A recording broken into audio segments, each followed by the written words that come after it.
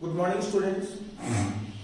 Admission of new partner वाला chapter चल रहा था अपना। आज अपना लास्ट टॉपिक है एडजस्टमेंट ऑफ कैपिटल, पूंजी का समायोजन। देखो भाई, होता क्या है, कई बार प्रश्न में अपने पास सूचना होती है कि समस्त साझेदारों की पूंजी उनके लाभ हानि विभाजन अनुपात में समायोजित होनी चाहिए। अब इसके लिए अपने पास दो आधार मिलते हैं। कई बार तो सूचना मिलती है कि जो पुराने पार्टनर्स हैं उनकी पूंजी के आधार पर अपने को नए पार्टनर की पूंजी का समायोजन करना है, या कई बार यह सूचना मिलती है कि जो नया साझेदार अपने लाभ के हिस्से के लिए जितनी पूंजी लेकर आया है उसके आधार पर पुराने पार्टनर्स की पूंजी का समायोजन किया जाना चाहिए। तो ऐसी स्थिति में अपन किस प्रकार समायोजन करते हैं उसके बारे में बात करते हैं। तो पहला आधार है नए साझेदार की पूंजी के आधार पर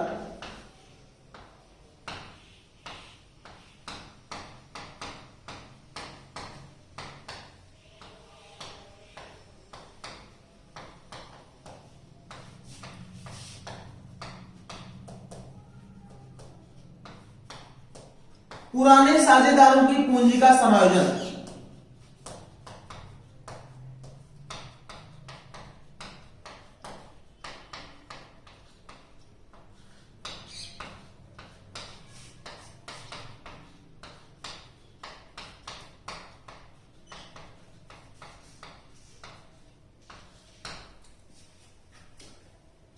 On the basis of new partners capital, adjustment of old partners capital,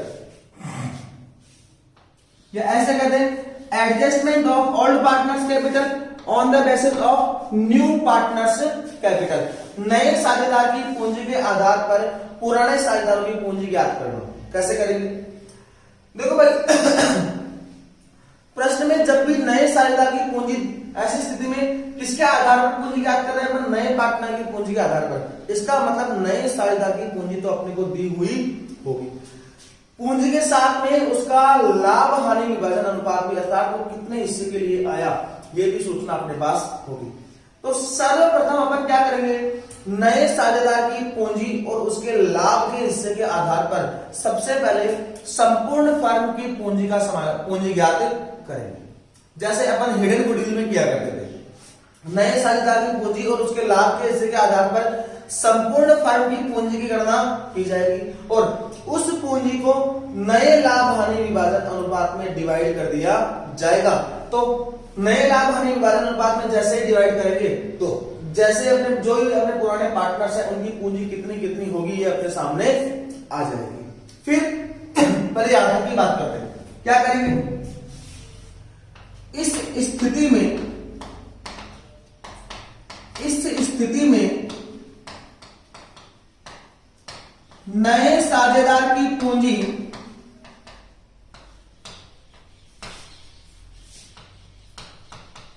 तथा उसके लाभ के हिस्से के आधार पर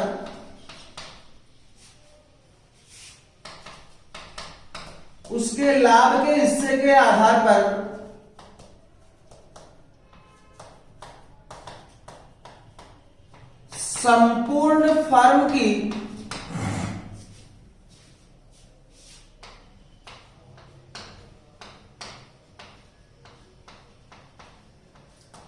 पूंजी की गणना की जाती है।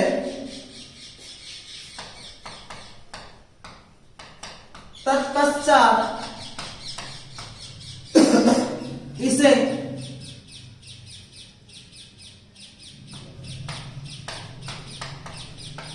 नए लाभ हानि विभाजन अनुपात में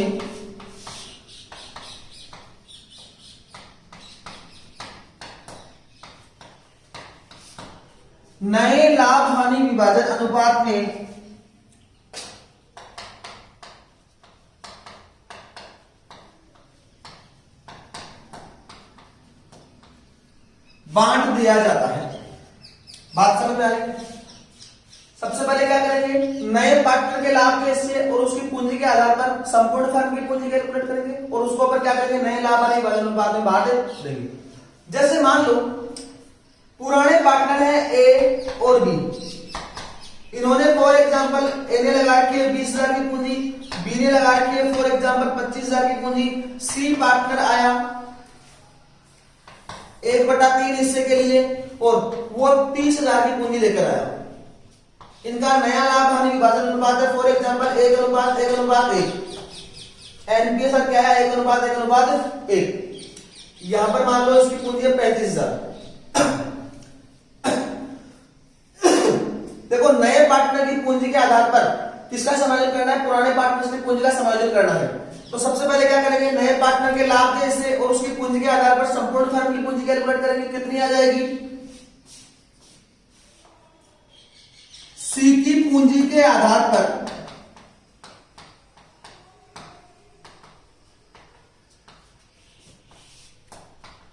पुराने साझेदारों की पूंजी का समायोजन।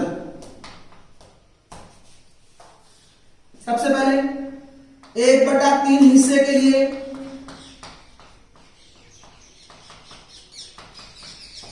सी द्वारा लाई गई पूंजी कितनी है भाई, 30,000 रुपए।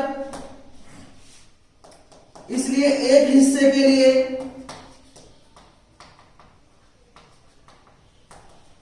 लाई जाने वाली पूंजी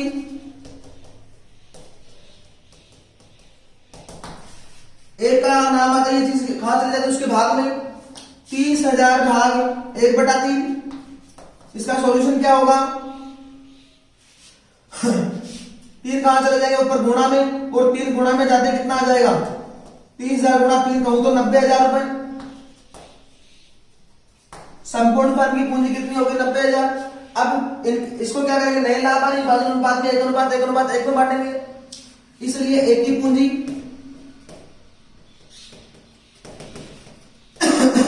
संपूर्ण फर्म की पूंजी 90,000, सॉरी ए का लाभ का हिस्सा 1/3, ए की पूंजी 30,000, बी की पूंजी भी 30,000।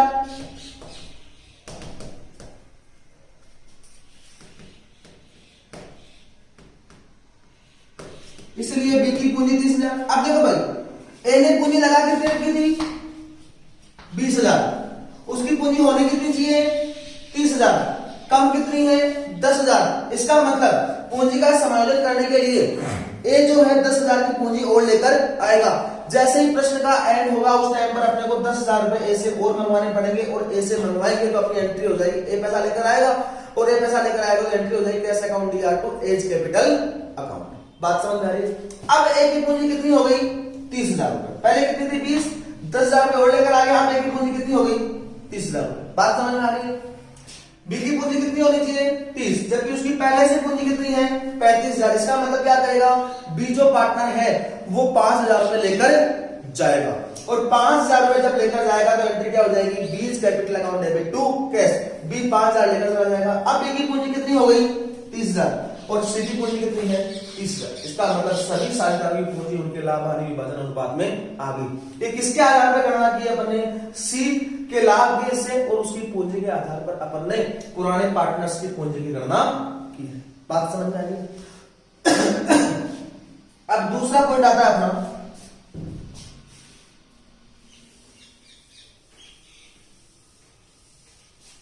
तो यहां पर आगे लाइन लिखे तो क्या लिख देंगे, इसके बाद यदि किसी साझेदार की पूंजी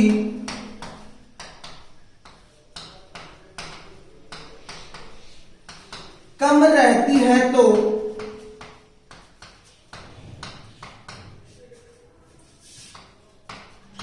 वह पूंजी और लेकर आएगा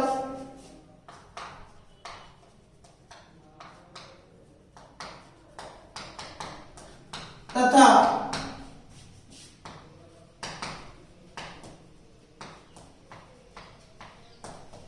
अधिक रहती है तो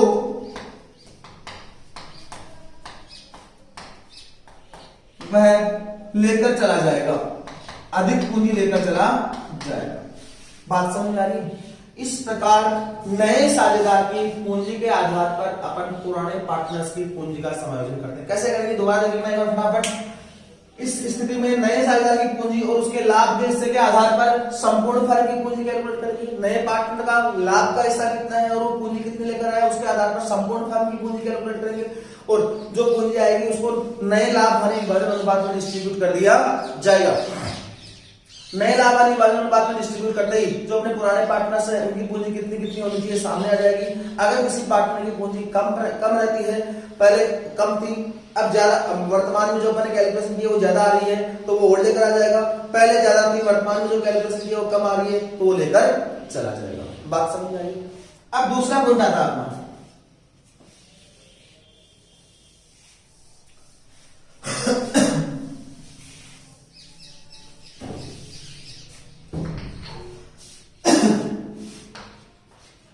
पुराने साझेदारों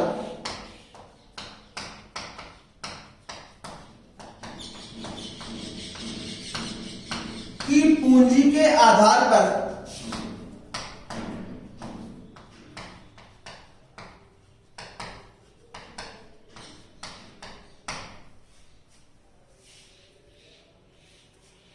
नए साझेदार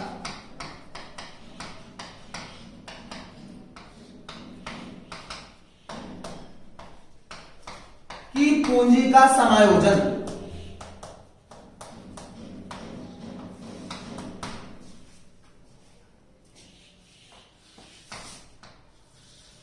किसके आधार पर? पुराने पार्टनर्स की कैपिटल के आधार पर क्या निकालना अपने को? नए पार्टनर्स की कैपिटल कैलकुलेट करनी है। कैसे करेंगे देखते हैं। इस स्थिति में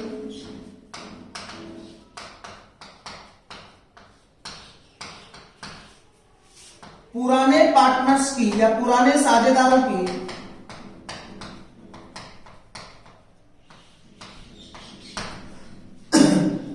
समायोजित पूंजी के आधार पर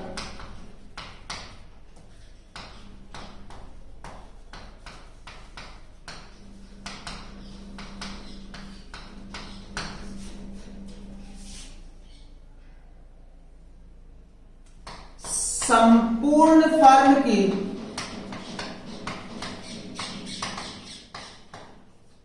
पूंजी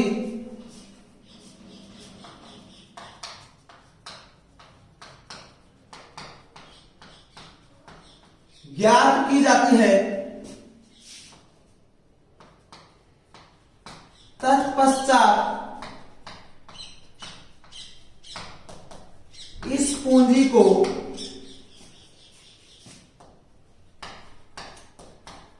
नए साझेदार के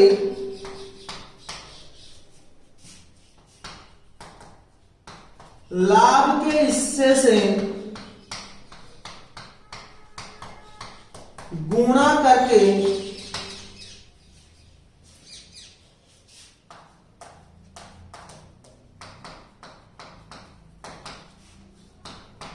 नए साझेदार की पूंजी की गणना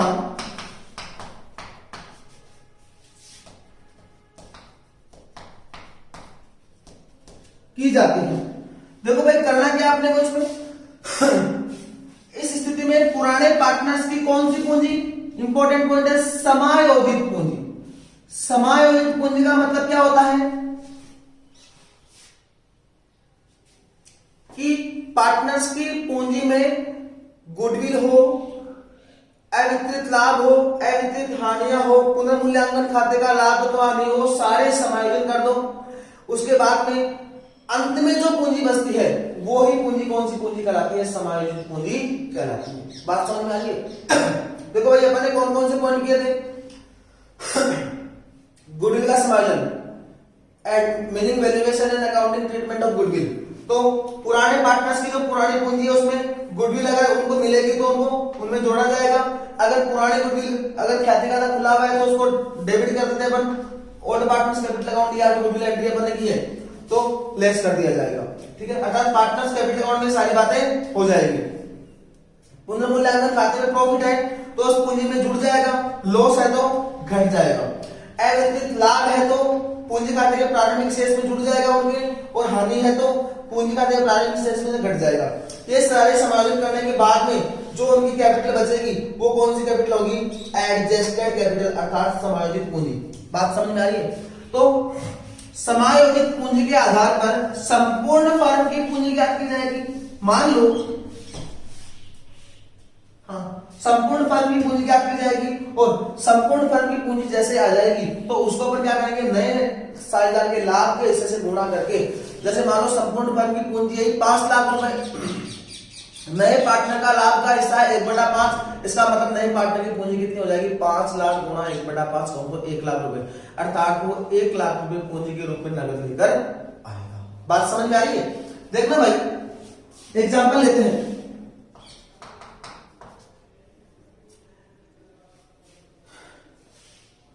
क्वेश्चन को ऊपर लिख देता हूं, सॉल्यूशन यहां हो जाएगा।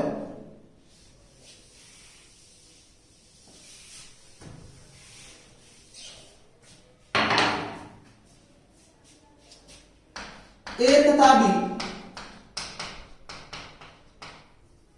साझेदार हैं,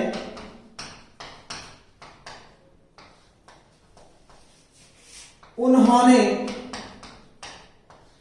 सी को 1/4 हिस्से के लिए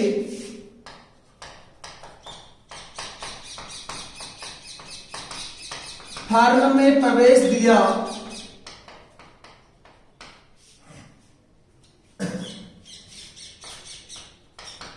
उस दिन ए तथा बी के पूंजी खाते से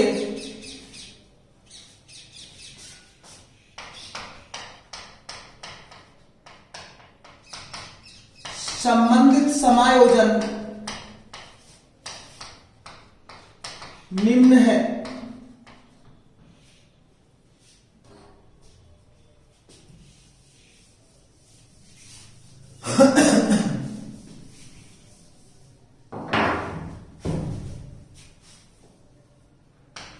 पूंजी ए और बी, ए की पूंजी दर की फॉर एग्जांपल अपने को 1 लाख रुपए, बी की पूंजी दर की अपने को फॉर एग्जांपल 1,50,000 रुपए।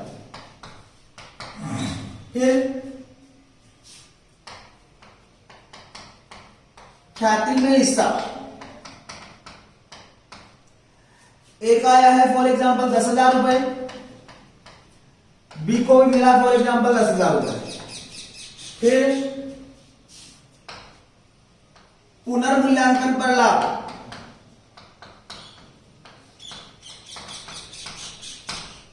ए को मिला है 20,000 रुपए और बी को मिला है 20,000 रुपए। फिर अवितरित लाभ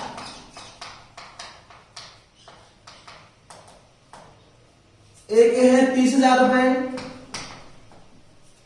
बी के भी है 30,000 रुपए। फिर अवितरित हानियां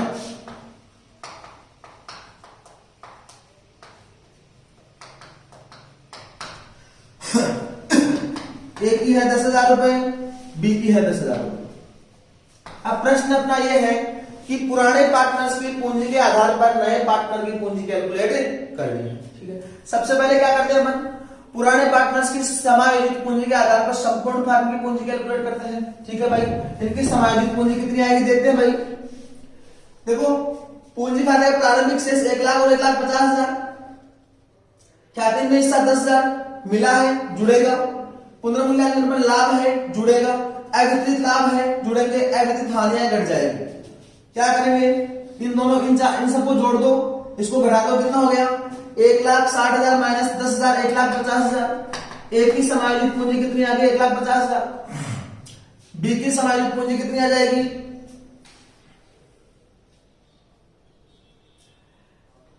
2,10,000 माइनस 10,000 तो 2 लाख रुपए। बी की समायोजित पूंजी कितनी आ गई? 2 लाख रुपए। अब देखो भाई सी पार्टनर कितने हिस्से के लिए आया है? 1/4 हिस्से के लिए। मतलब शेष हिस्सा कितना बचेगा? 3/4। 3/4 हिस्सा किस किसका? ए का और बी का। इसका मतलब ए और बी ने 3/4 हिस्से के लिए कुल कितनी पूंजी लगा रखी है? 3,50,000। बात समझ में आ रही कि नहीं आ रही? ए और बी ने 3/4 hiस्से के लिए कुल पूंजी कितनी लगा रखी है? 3,50,000। इसका मतलब एक हिस्से के लिए पूंजी कितनी लगाई जाएगी वो अपन कैलकुलेट कर सकते हैं। देखो भाई, ए तथा बी द्वारा 3/4 हिस्से के लिए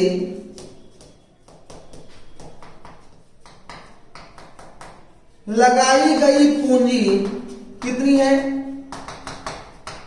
3,50,000। इसलिए एक हिस्से के लिए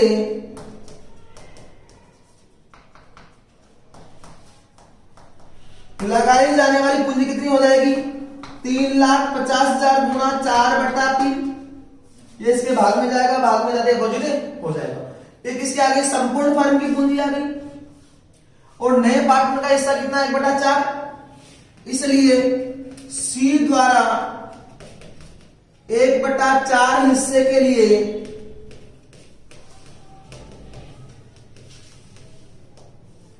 लाई जाने वाली पूंजी बराबर 3,50,000 गुणा 4/3 है, गुणा 1/4 हो जाएगा। 4 से 4 कट जाएगा, 3,50,000 में 3 का भाग दे दो तो नए पार्टनर के द्वारा लाई जाने वाली पूंजी अपने सामने आ जाएगी। इस प्रकार दो पूंजी का समायोजन करने के लिए अपन ने मेनली 2 आधार पढ़े हैं। कौन कौन से? पहला आधार नए साझेदार की पूंजी के आधार पर पुराने पार्टनर्स की पूंजी कैलकुलेट करना। कैसे करते हैं? नए साझेदार के लाभ के हिस्से और उसके द्वारा लाई गई पूंजी के आधार पर संपूर्ण फर्म की पूंजी कैलकुलेट करते हैं और जो भी संपूर्ण फर्म की पूंजी आएगी उसको नए लाभ हानि विभाजन अनुपात में डिवाइड कर देंगे। पहला पॉइंट। दूसरा पॉइंट अपन ने पढ़ा है कि पुराने पार्टनर्स की पूंजी के आधार पर नए पार्टनर्स की पूंजी कैलकुलेट करना। कैसे करेंगे? पुराने पार्टनर्स की समायोजित पूंजी के आधार पर, पॉइंट टू बी नोटेड, समायोजित पूंजी मतलब उनकी पूंजी के प्रारंभिक शेष में, ख्याति में हिस्सा, पुनर्मूल्यांकन पर लाभ, अवितरित लाभ, हानियां, इन सबका समायोजन करने के बाद में जो पैसा बचेगा, अर्थात पुराने पार्टनर्स की कैपिटल अकाउंट का क्लोजिंग बैलेंस ही उनका समायोजित शेष कहलाता है। उसके आधार पर संपूर्ण फर्म की पूंजी याद करेंगे और संपूर्ण फर्म की पूंजी को नए पार्टनर के लाभ के हिस्से से गुणा करके अपन उसके द्वारा लाई जाने वाली पूंजी की गणना कर देंगे। बात समझ में आई? तो इस प्रकार अपना जो चैप्टर नंबर 2 है इसको थ्योरेटिकल पॉइंट ऑफ व्यू से अपन ने पूरा कर लिया है। अब इसके कुछ क्वेश्चंस करने हैं अपने को, बड़े वाले क्वेश्चंस। आई थिंक छोटे वाले क्वेश्चंस में लगभग हो गए, 1-2 क्वेश्चंस बचे हैं वो अपन कर लेंगे और फिर बड़े वाले क्वेश्चंस हैं उनको अपन लेंगे। थ्योरेटिकल पॉइंट ऑफ व्यू से चैप्टर पूरा होता है। कोई अगर दिक्कत आ रही है, कोई चीज समझ में नहीं आ रही है तो आप चैट करके या कॉल करके मेरे से पूछ सकते हैं और बाकी बात करेंगे अपन नेक्स्ट क्लास में। Thank you.